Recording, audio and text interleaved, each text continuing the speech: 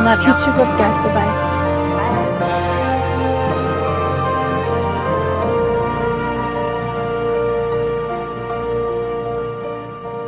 I have seen the torch of freedom pass from hand to yearning hand, and the vision of our fathers spread hope throughout this land, as the dream some fought and died for in my heart becomes my own. I will strive to keep her promise, America, my home. America, America, may God bless America, and freedom reign across America, my home. From the shorelines to the prairies, to the cities great and small, we have reaped the fruits of justice and liberty for all. So with deep appreciation for the blessings of freedom that we know in this great country of ours, I'm Dr. George Simon, welcoming you to another edition of Character Matters. This is the program where we talk about what I consider to be the defining issue of our time, the character crisis plaguing much of the world. And we'll be discussing a lot of things on this program tonight, but mostly it's an open forum night. So if you have an issue that you want to talk about, or a question you want to ask, or an experience that you want to share that you think will interest the listening audience, please give us a call at 718-717-8296. That's 718-717-8296. I'll be happy to take your call. Like I said, we're going to have an open forum night tonight. We've got a lot of issues I'd like to cover. Especially, I'd like to talk a little bit about the series that I have just been wrapping up on my blog at www.manipulative-people.com. That's manipulative-people.com. Just completed a series of articles on making amends. A much lost art, I'm afraid, these days, making amends. Repairing damage done in a relationship, repairing damage done to another person as a result of your less than stellar behavior. It is both a lost passion and a lost art. I don't think that folks feel as compelled as they once did to engage in this important behavior. I don't think folks feel as obliged as they once used to make amends, to repair some damage that they have done when they have done it. After all, doing that is quite a bit of work sometimes. It takes time, it takes a lot of effort, and especially if you've done something fairly egregious, you've done a lot of damage, you've broken confidence, broken trust, done damage to the character of your relationship, it might take an awful lot of time and effort to get things almost back to normal. So it's a really delicate art, this business of making amends. And so that's why I wrote the series that I did on my blog. And it's a companion series to the series on contrition, remorse, guilt. And we'll be going over some of those concepts perhaps in the program tonight, and I'll also be talking about some of my experiences with individuals that I've counseled over the years, and no names or places or identifying circumstances, of course, but just general lessons learned from all my years of experience dealing with folks of impaired character and their difficulty um, feeling appropriate regret, remorse for their behavior and for real contrition and the desire to make amends. So we'll be talking about that some. And again, if you have questions or if you have examples to share or you have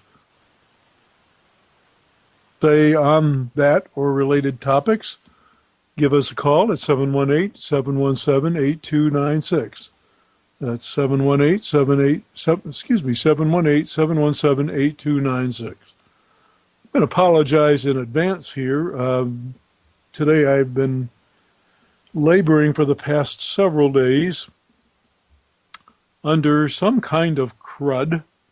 Not sure whether it was a sinus infection or cold or a combination of both, but whatever it is, it doesn't want to shake very easily. And as you may or may not know, some of you may be listening for the first time, or you may be relatively new to the listening audience. But I also struggle with some episodic vocal cord dysfunction, and we've gotten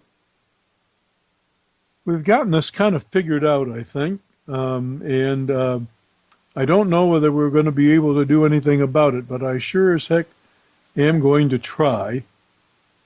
I'll give you a little background there. I have loved most of my life to do public speaking.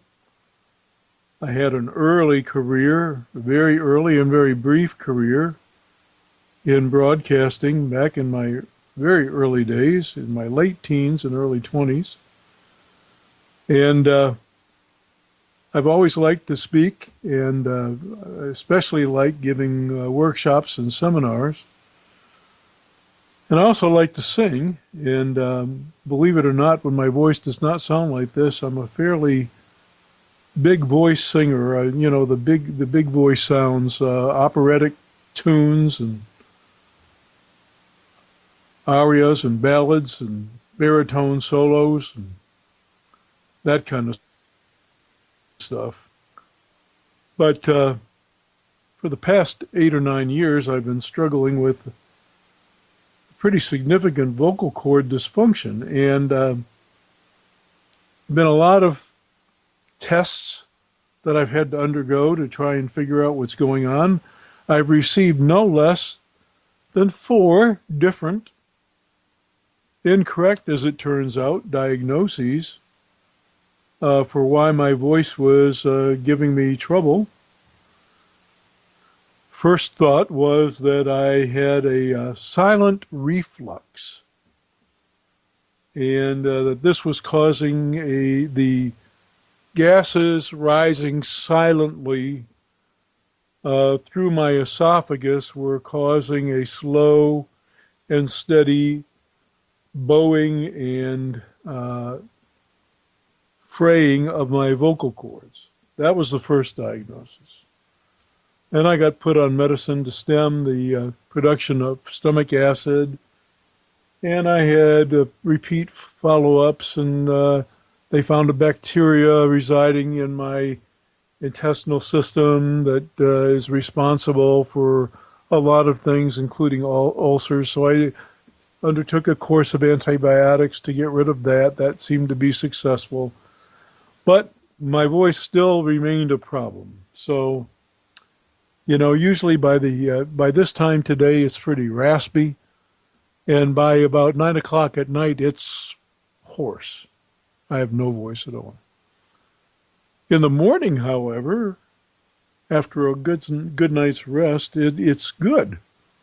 And this went counter to what the laryngologist was saying about about the pattern that's typical in reflux. So at any rate, that diagnosis turned out not to be correct.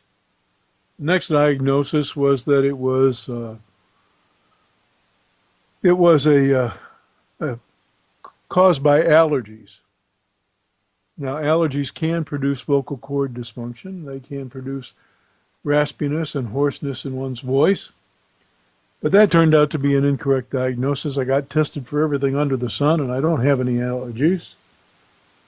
So that proved not to be correct. Then the third possibility raised was that it was due to the fact that I have to take a preventative inhaler for a mild form of asthma. And it was thought that perhaps the cumulative side effects of this inhaler were causing the dysfunction. So I cut down on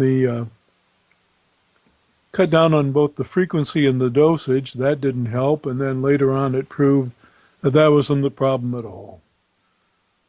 So a lot of different theories about it, and then finally, just kind of serendipitously, I have major spine issues. Unfortunately, I inherited a really chronic kind of arthritis that causes inflammation in my spinal cord and in my spinal column, and causes me to grow spurs on my vertebrae and constricts the cord, and that condition is known as stenosis. And I had such problems with my lower back that I had to have surgery about 16 years ago now. No, I'm sorry, make that 14 years ago now.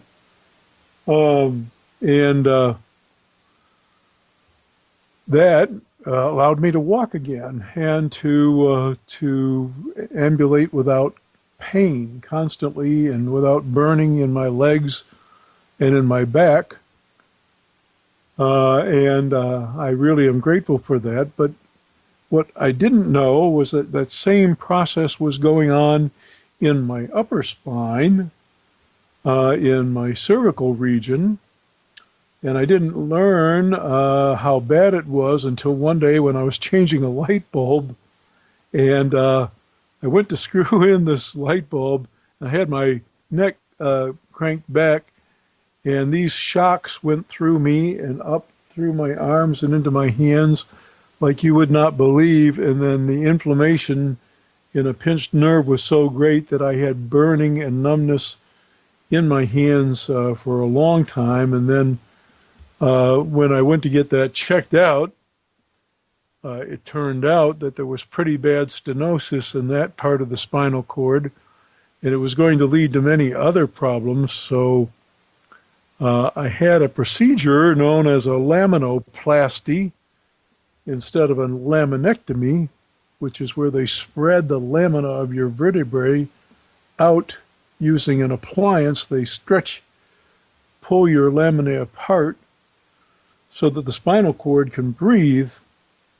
Well, that helped a little because I can feel my hands again and they don't burn, and I can use them, and I can type and such.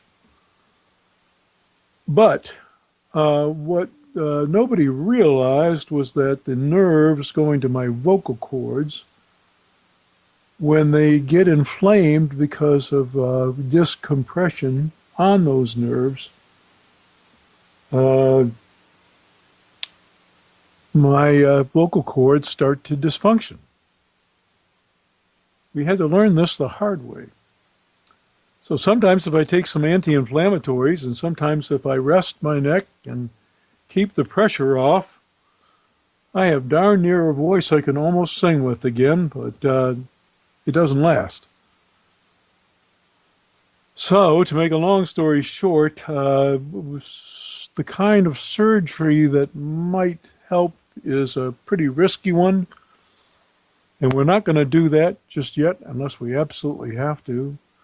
So I'm undergoing some other kinds of therapy now to try and reduce the inflammation of that nerve so that I can have a better voice, and so that maybe I can think about doing more workshops and seminars again, and maybe I can think about expanding my broadcast presence. I'm thinking about doing that, and I'm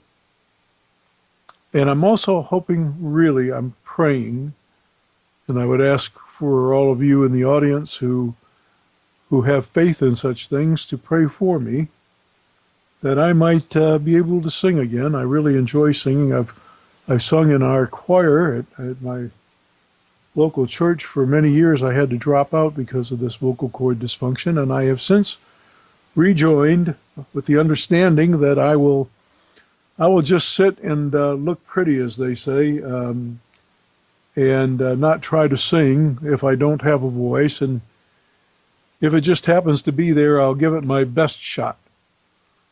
So we're going to do our best to try and recuperate and try and get this voice back. And I would ask for your well wishes and your prayers in that effort. And I'm going to do my best to get the therapy that I need that hopefully can do me some good. And maybe you'll even notice the difference on the program. At least I hope so. But once again, if you want to join the discussion, if you have anything to say, anything you want to contribute, maybe you've read the articles, the hundreds of articles, by the way, at my blog site at www.manipulative-people.com. Maybe you've read one of my 3 books, In Sheep's Clothing, Understanding and Dealing with Manipulative People, the international bestseller, and your guidebook to understanding those who would manipulate you and how to deal with them in a much more empowered way.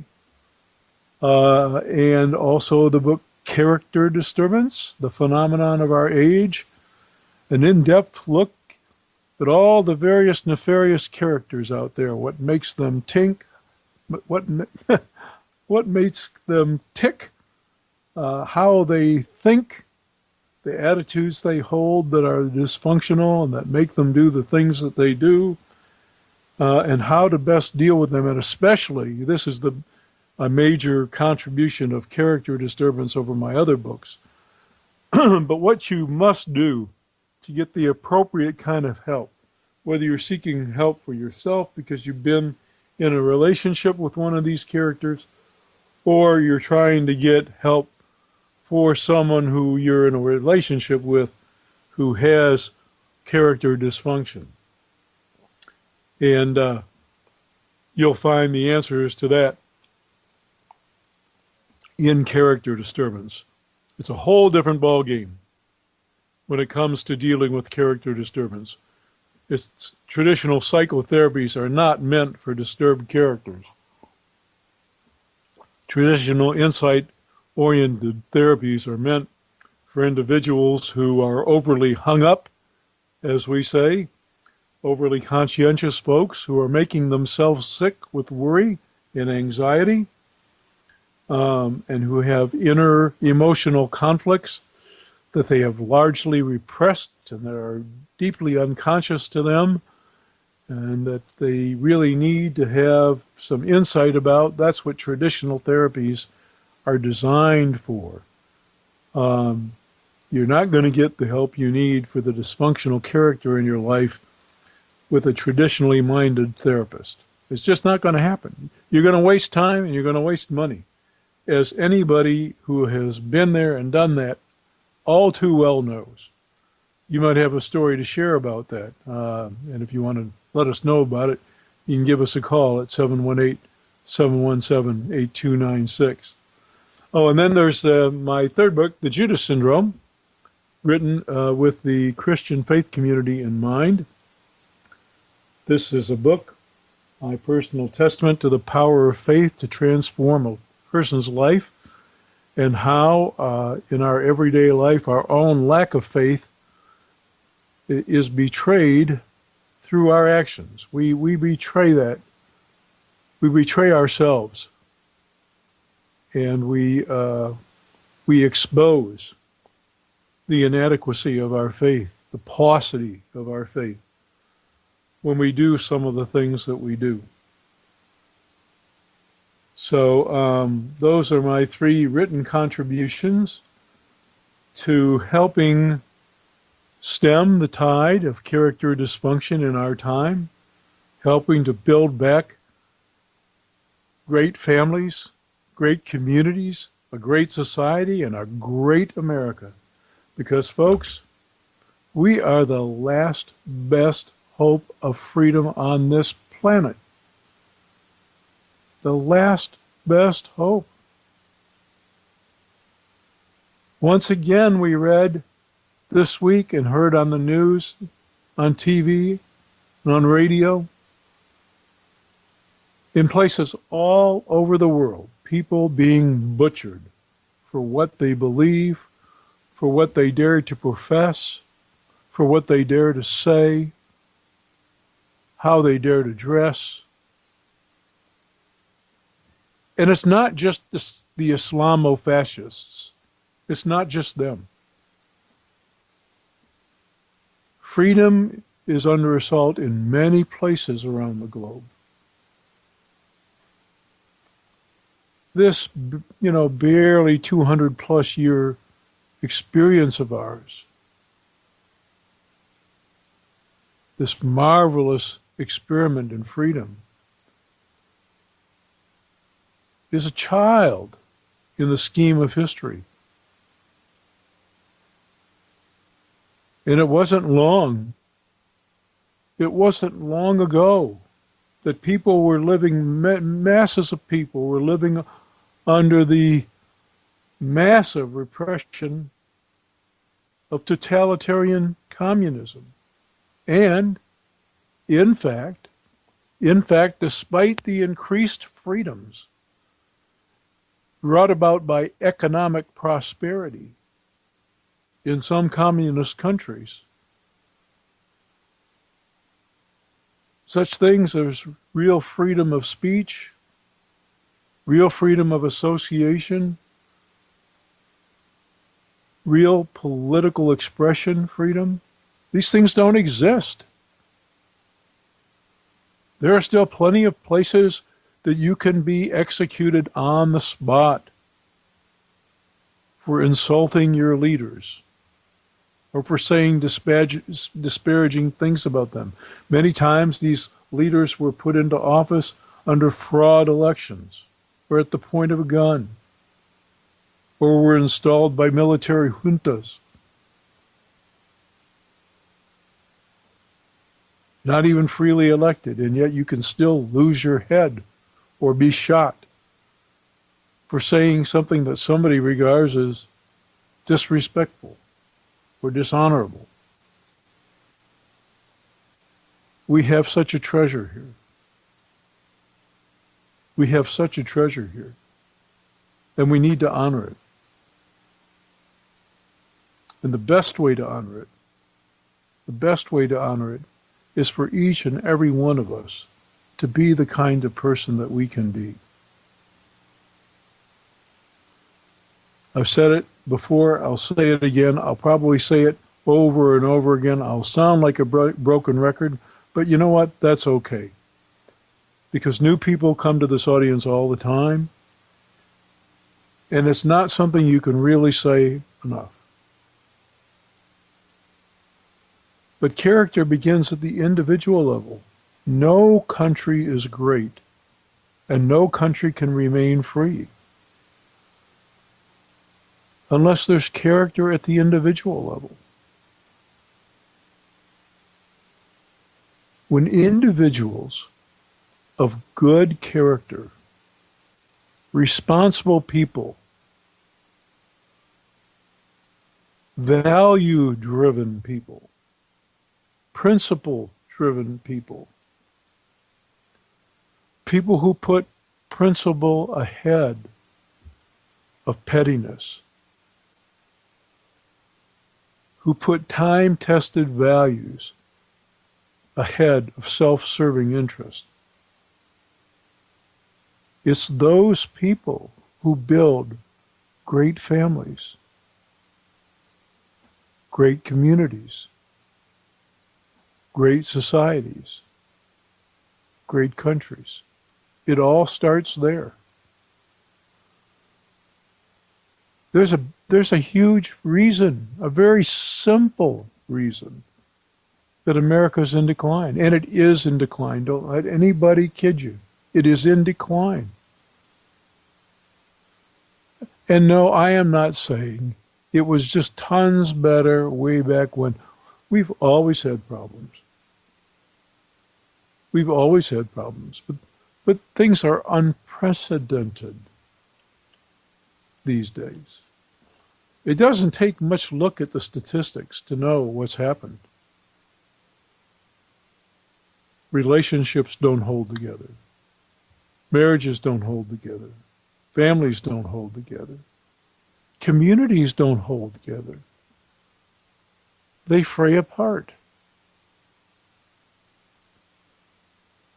And some of these mega communities, these massive urban complexes, you can become totally lost in them. People are so disconnected from one another. Complete disconnect.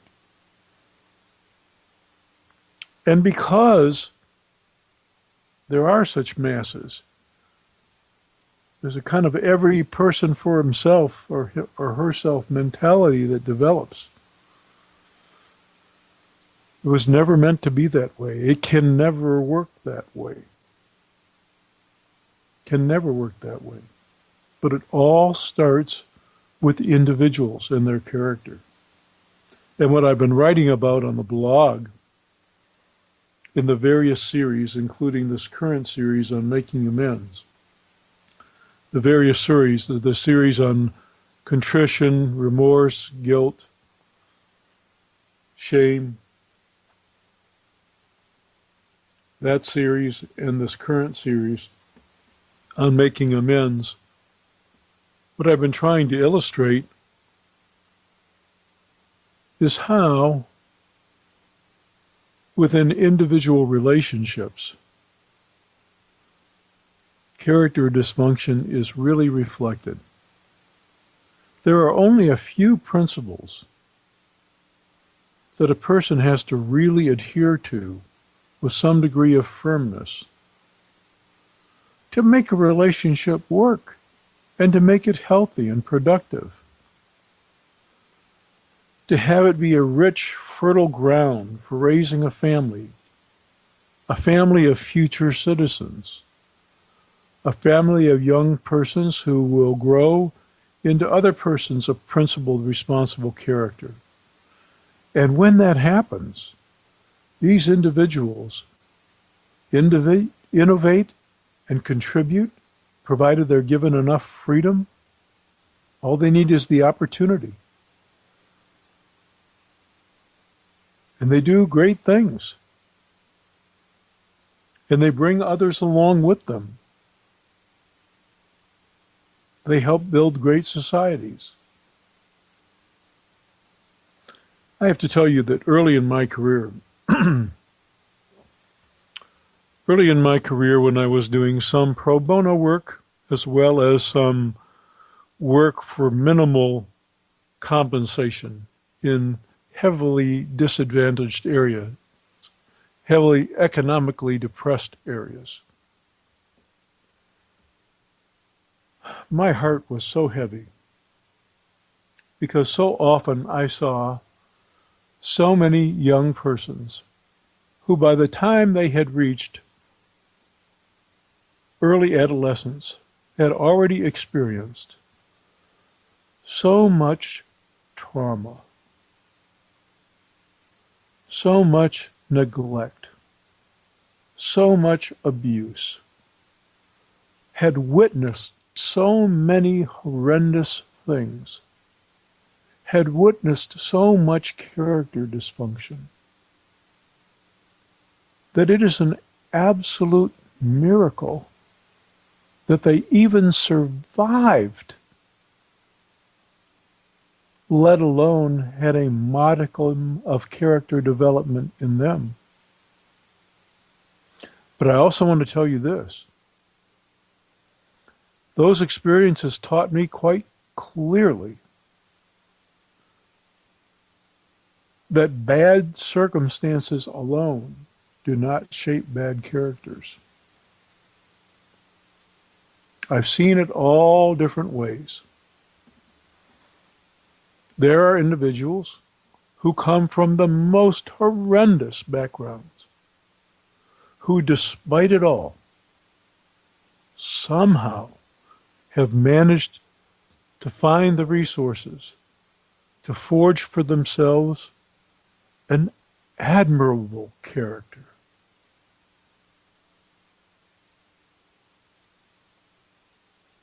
And yet, there are also individuals who have come from the most nurturing, supportive, value-laden, principled environments, who threw all they were given away, cast everything they were taught aside, and indulged themselves and allowed themselves to dysfunction in a way nobody thought possible. So character is not merely a product of one's upbringing. Nonetheless, it's not right. It is just not right that so many of our young people are reared in environments, or barely reared. Frankly, so much of what goes wrong these days with individuals in their formative years has to do with what they don't get in the way of proper attention, proper guidance, proper loving involvement. It's what doesn't happen for them, as opposed to what does happen to them, that stunts their character growth for the most part. But this can't continue. And good people can't do all the fixing. And money won't solve the problem all by itself. We throw money at so many things, it's just not funny. And it doesn't help. It's not the solution.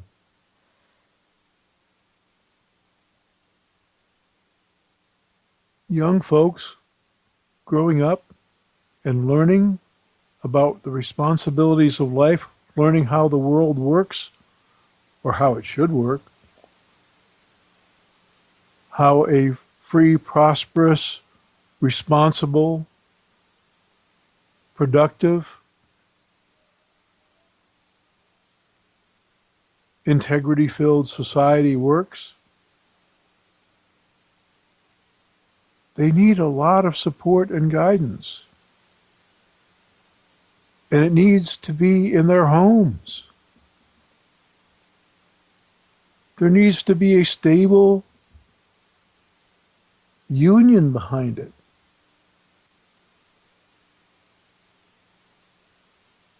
They need loving parents, committed parents.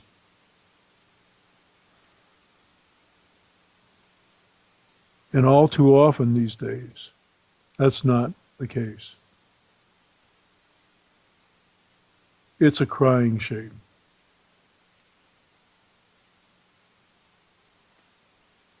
Make no mistake, we are in dire straits. We are in dire straits in this country right now. The pendulum is beginning to swing back because people in their gut, they know it. They know it very, very clearly. And the pendulum is beginning to swing back. people are beginning to say, you know, enough with the craziness. We need to make, as my dear friend Tracy gave me this slogan to say, I really appreciate that. Tracy, if you're listening, thanks a bunch. She said, we need to make character cool again. And I just keep reiterating that. I've put it on my blog a couple of times in an article or two. And that's exactly what we need to do. We need to make character cool again. We need to talk about it. We need to emphasize it. Just talking about it, just talking about the issue. You know, in the mental health field, I'm a psychologist by training, but there are many allied mental health disciplines, from clinical social work to professional counseling, to counseling and educational psychology, to psychiatric nursing. There are all kinds of folks, psychiatrists, of course, who are involved in the mental health professions. And for the longest time, there was this push to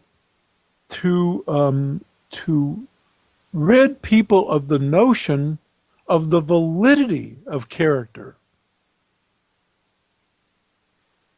There were some proponents of the medical model who were saying basically that because we had ascribed so many illnesses to weak or deficient character that really didn't have anything to do with a person's character, but rather had to do with their biology gone awry. That because of that, they were questioning the whole concept of character and urging folks in the professions not to look at that as an issue of any importance in dealing with clients or patients. And so for years, really, folks were trained not to even make character assessments or judgments, but rather just to label certain behavioral syndromes, clinical syndromes, and to propose treatments that were either medically oriented strictly or behaviorally oriented, and we don't take into question character. Well, I'm here to tell you that finally, about 10 years or so ago, the pendulum started swinging back the other way, because people were realizing, wait a minute, we've gone way, way too far here.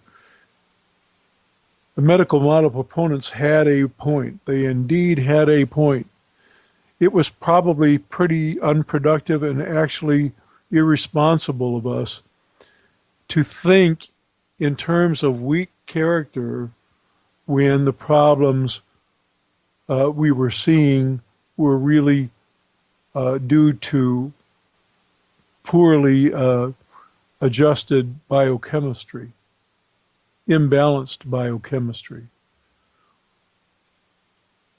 So there was a legitimate point there, but the pendulum's been swinging back, and pretty hard, because people know that there's character disturbance out there. I was sounding this alarm bell back in the early 90s, and I began doing the clinical research for my book, my first book, which was first published in a spiral-bound edition at workshops in 1995, and then the first full independent book went to press in 1996, in September of 1996. That's when I was sounding the alarm. And when I was sounding the alarm, at the time I was doing workshops and talking about the character crisis and talking about the nature of character disturbance and why traditional approaches weren't helping solve the problem, it was not hard for me to attract people to my workshops, But there were several die-hard individuals in my workshops who couldn't accept the new paradigm, and some who even walked out. Many heads would shake negatively. They'd sit in the front row. I'd see them, and they'd pick a disagreement with everything I have to say. And professionals, especially if they were in the audience, doctors and social workers and whatnot, would ask me very targeted, very intimidating questions, challenging the perspective. And then when I'd offer what I considered to be strong evidence in favor of my points, they would just shake their heads, still in non-acceptance. These were the early days. Well, by the time I'd been doing workshops for about 7 or 8 years, all that not only stopped, but the crowds were growing ever more plentiful, and the heads in the audience I would observe were always just nodding in the affirmative. And today, when I give a workshop, these days, if I give a workshop, people start lecturing me. They start telling me all the things that I was writing about years ago. They've already learned firsthand, and they just want me to expound. So it's amazing how things have changed in our awareness in just these past few years. But the point being that we have really got to make character cool again, as Tracy is wont to say. We have to talk about it. We have to promote it. We have to make it the issue that we focus on. We have to make it important again. If we make it important and we make it our business to both instill character in our young folks and to do those things that reinforce it, to build those, to shore up those institutions in our culture that shore up character, to endorse those values and principles that shore up character and promote character, to reward character, good character when we see it. If we'll do those things more, then we'll have healthier characters among us. And if we have healthier characters among us, we'll have stronger relationships, we'll have stronger communities, we'll have greater societies, and we'll have a great country, a greater country. It's just that simple. That's straightforward. That's how it works. Maybe you agree, maybe you don't. Maybe you've got something else you want to talk about. Maybe you've got a good example to share. Give us a call if you want to at 718-717-8296. That's 718-717-8296. I'll be happy to take your call. Well, as you can tell, my voice is steadily failing as I sit here in front of the mic, try to hold my neck up, and I can feel the inflammation going. And it doesn't help, of course, that I still got this lingering crud just a little bit, but I'm going to hope to keep my voice until the end of the program.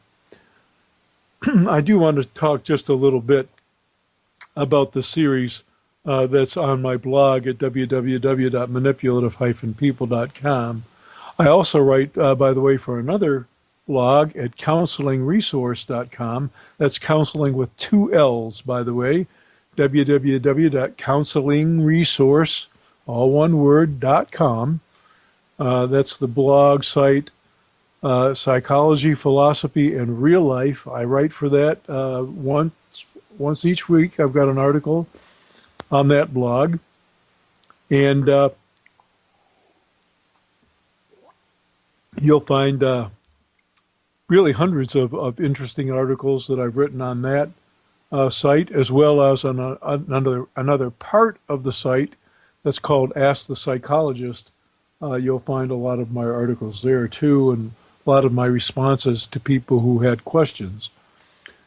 But I want to talk a little bit about this series on making amends that has been on my blog site. When I first wrote the original series on guilt, remorse, regret, contrition, I I was surprised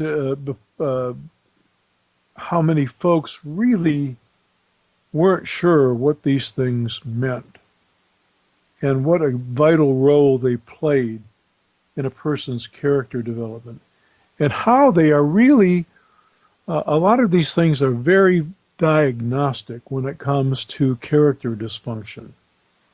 You know, this is an oversimplification. I'll set that right off the top. This is an oversimplification, so don't take this literally. But for the most part, you could say that the folks with too much neurosis, that is, the folks that are too anxious, too overly hung up, too inhibited, too insecure for their own good, to the point where they're actually kind of sick with it, for the most part, you would say these folks tend to suffer from a little bit too much conscience, from an overactive conscience, and sometimes an oppressive conscience, a conscience that kind of lords over them like a tough taskmaster and makes them want to toe the line to the point of ridiculousness, so that they don't basically let themselves breathe. We don't have very much of that kind of neurosis left anymore, but nonetheless, it can happen. And so I know this is an oversimplification, but for the most part, as Scott Peck was known to have said, for the most part, neurosis is all about too much conscience. And when it comes to character disturbance, it's all about too little conscience. As we say in the trade, a super ego that is poorly developed or underdeveloped. And along with that come some things like a relatively poor or deficient capacity to feel guilt or shame. Guilt being that bad feeling we get when we've done something wrong. It's the feeling that we get about what we do or what we have done that's not good. So when we feel badly about something we've done, that's guilt. When we feel badly about who we are, the kind of person we are, that's shame. Shame is about us. It's about our person. It's about our very selves. It's not quite the same as embarrassment, because embarrassment is about the image. Embarrassment is about the image, not about the self.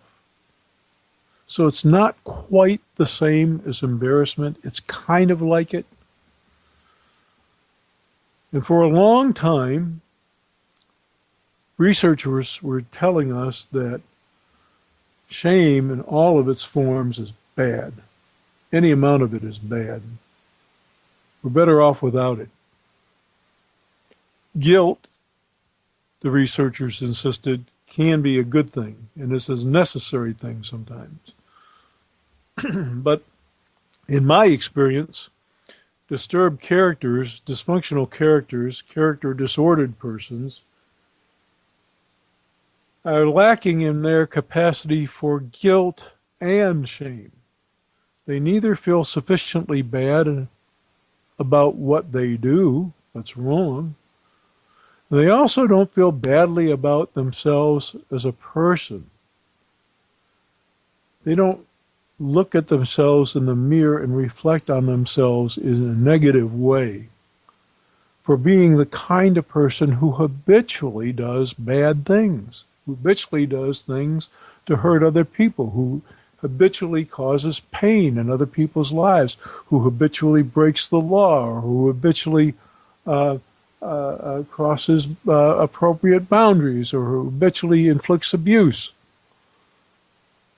They still think, this is something that the great psychologist Stanton Samanow pointed out in some of his early work, with Samuel Yackelson.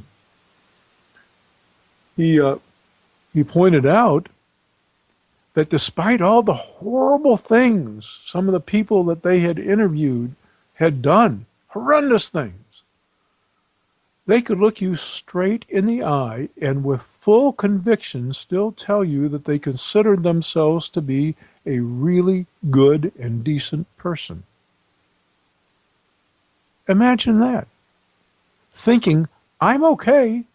I've done horrible, horrible things, but I'm okay. And for a long time recently, in recent years, professional psychology was telling us that that's an okay frame of mind to have. Well, I'm here to tell you people who do things habitually horrible and without compunction and without regret and without remorse are not good people and really have no right to look at themselves in the mirror and say, hey, I'm wonderful. They don't. And I will also tell you this. I will tell you this with such certainty and conviction because I have worked in environments. I spent many years doing this. I spent many, many, many years consulting to our penal institutions before I actually worked within them full time to an extent. And so I have literally encountered thousands of examples, thousands. And I will tell you with certainty that not a single individual that I've met who was seriously character impaired to the point where they spent most of their lives going through that revolving door of coming into prison because they basically were too unwilling to function responsibly in a free society. I did not witness a single person of that type change to the point that they could finally function responsibly. Not a single person changed out of a sense of guilt. There were many folks who, when they were coming along in their character development, did feel true regret, remorse, guilt for some of the things that they had done. But that was not enough to help them change. It was only, and I repeat this, it was only when they could no longer look at themselves. They could no longer look in the mirror and be pleased with what they saw. It was only when they felt the shame of the kind of person that they had allowed themselves to become that they began to turn things around. So that's one reason why, knowing that and knowing how absolutely true that is, without question, that's why if there were 1,000 studies done tomorrow reaffirming this notion that all shame is bad and only guilt is good, I would say, and I'm supposed to be a scientist, Psychologists are trained to be scientist practitioners. We're supposed to be adherents to scientific principle. And we're supposed to base our approach on the known science. We're supposed to bring our awareness of the known science to the table, and our endorsement of the known science to the table. But I'm telling you right now, when I deal with character dysfunction, the thing I'm looking for is not just if somebody feels badly about what they've done, especially not if they had regret, because that just means that they are feeling badly about an unfortunate consequence.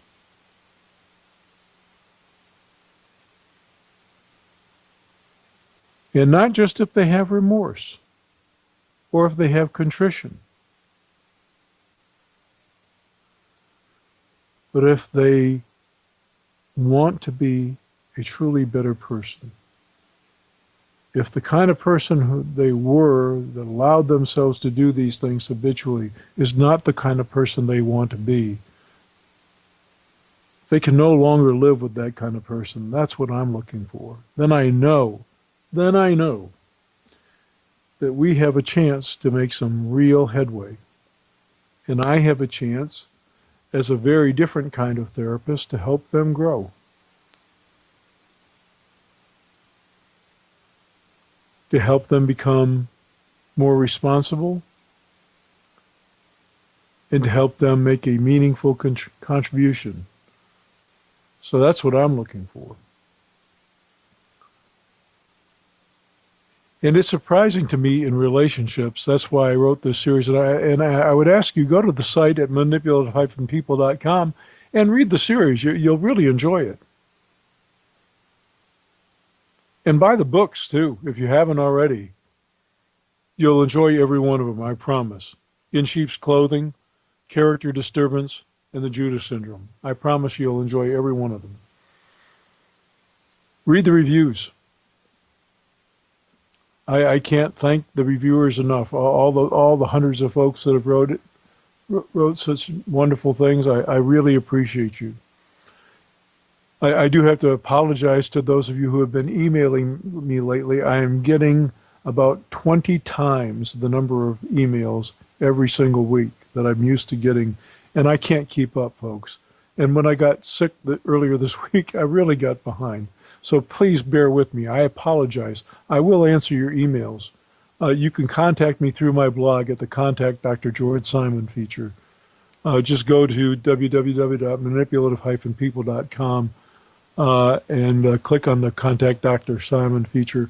Send me a message and I will get back to you, but it may take me a while. I'm just swamped.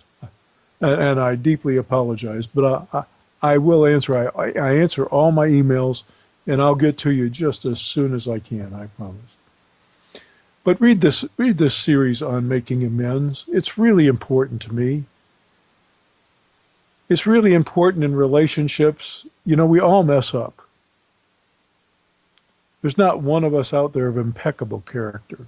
But when we do mess up, it's really important to kind of get our act together and to do better. But it's also important to make up for the things that we have done. And making amends is tough work. Building character is tough work. It's long, arduous work. And it sure doesn't sound like, you know, I've said I'm sorry a million times, so what do you want me to do? It doesn't sound like that. It sounds like, yes, I know I messed up, and I'm really willing to do what it takes to make things better.